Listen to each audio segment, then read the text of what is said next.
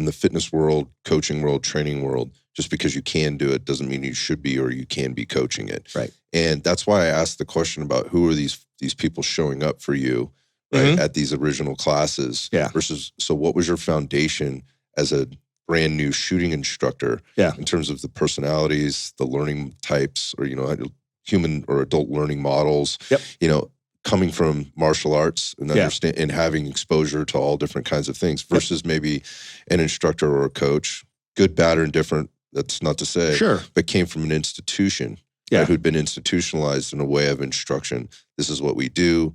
This is very, check the box, tick the box, because we have to get this done in a very specific amount of time to move you on to the next thing. And at the same time, they're probably trying to streamline or cut out the fat where they can. Right. But at what cost? Right. Before you move on to the next thing. And then so that person's moved on and been basically baptized, or whatever, say, okay, you've passed this, you're good. Yeah. Right. Now you move on to the next thing. And there's really there might not be a really great foundation for the next thing, but you don't know that because you were never taught that. You didn't have the ability to explore, even if you wanted to, whether it was bandwidth, time, resources, you were in multiple schools or whatever else. When you think about things like law enforcement, the military, where a lot of instructors end up getting their initial, training and experiences, I think there's oftentimes, it's been my experience that there may be a disconnect from the learners that are standing in front of them. Right? Because they are coming into this in a much different place. So when you're coming at all these different market segments, and you think about, well, you got the banker, right? You got the school teacher, doctor, you got the IT. doctor, the law enforcement officer. Oh, yeah. Right? You're getting a crash course on how people process this information. So going back to what you said about how do you shortcut that process, there's a lot of skill that goes into that, and that skill comes from the experiences that you've had, both personally, right, as a shooter and as a, as an athlete or whatever else, but also now in the teaching process.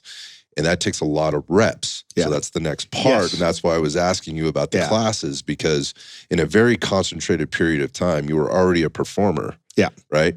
But now you're getting all of these reps, right, that are helping you way more reps. And going back to Kyle, in terms of total reps over time, I don't know if there's any instructor out there currently teaching that probably has more reps than Kyle DeFore does, right? Going all the way back to, the things he was doing after he got out, of the Navy and things like that. My point of that being, reps matter, right? In teaching. They have to. As much as they matter in performing the skill. Right. Anyhow, those are the gaps I wanted to fill in terms of how, where some of the successes come from. So it's always a roundabout thing, right? You're always, you start a certain way. You don't know where to start. Yeah. Right? Especially when there was no red dot classes out there. There were a couple of people out there kind of forging the way, probably the most prominent back then was Steve Fisher, right? You always saw him with a red dot. Little things here or there. You heard, the legend of Jerry Barnhart putting the Tasco 2000 on the 1911. Was he the guy in the Miami Vice show too? No. That was a different guy. Okay. That was a different guy. The AIWB guy. Yeah. So no, but you hear that. But there was really no technique on anything. It was always described as reps. And will your body figure it out? Sure. However, one of the disadvantages back in the day is we didn't have SROs and 507 comps. We had RMRs with half the window missing, right? So a lot of the techniques that, my whole thing about pinky pressure, that comes directly from jiu-jitsu. Your pinky is one of the most important things as far as your grip, right? Yada, yada, and leveling out the gun, right? I use pinky. I don't use wrist, because when you lock out your wrist, you become weaker because you lock out your elbows, right?